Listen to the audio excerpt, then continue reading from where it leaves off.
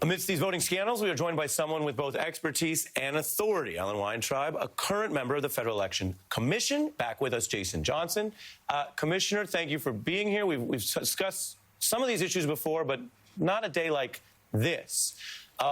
When you hear the Attorney General say he doesn't know whether it's illegal to vote twice, your response is?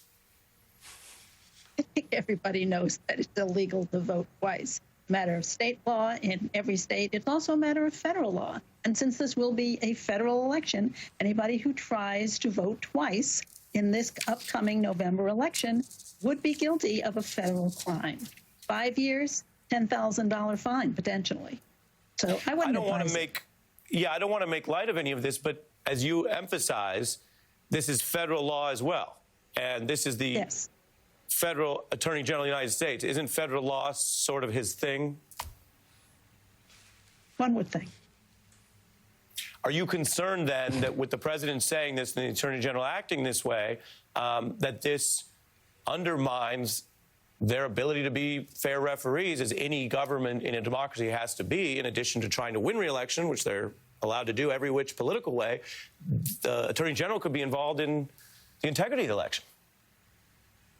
Well, what I'm concerned about is that voters will be confused, that voters will hear information like this and they will say, oh, well, I guess it's legal to vote twice. Better get both my votes in. I mean, that's really bad advice. And you're going to get your supporters in trouble if you give them that kind of advice, because it is flat out illegal. I know the election authorities, we don't run the election at the Federal Election Commission. It's done at the state and local level.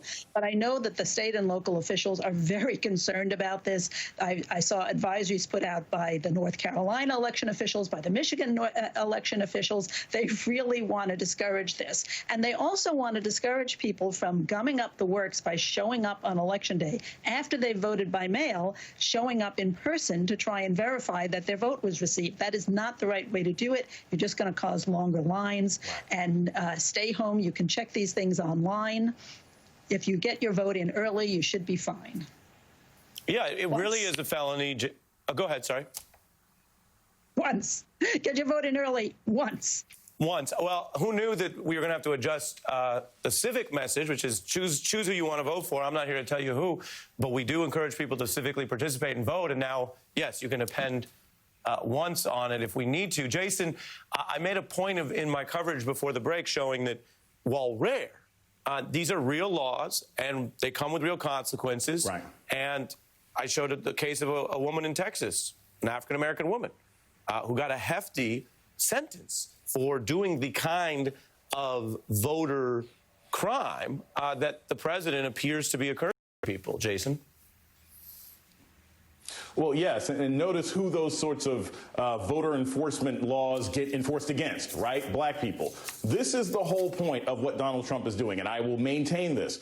The Trump administration and the Republican Party stopped running a presidential campaign 6 weeks ago. All they want to do now is suppress. They want to get rid of mailboxes. They want to stop early voting. They want to sue places like Montana and Iowa. They don't even want white people to vote.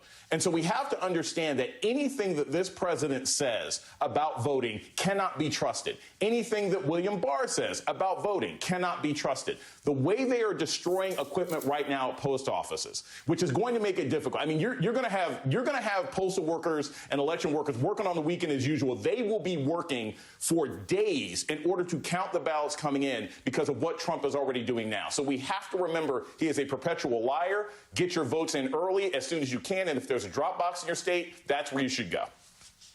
All fair points here, and both of you, I appreciate speaking practically about what viewers can do. It's not a time to be confused or apathetic. It's not a time to think, oh, I guess none of this is even going to work. And there are state authorities that oversee elections. Donald Trump is not personally overseeing the state results. Also, for extra credit, not required, Commissioner, did you hear Jason artfully slip in a Drake Future reference?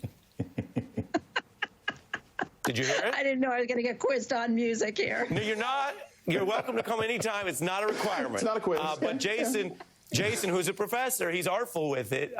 He did talk a reference to Drake and Future Life is Good, working on the weekend like usual in a tribute to the public servants at the post office. I would say well done, Jason. Yes. Thank you very much. Life is good. Life is good if we work together. Commissioner, Jason, thanks to both of you. We are going to fit in a break. And up ahead, we have these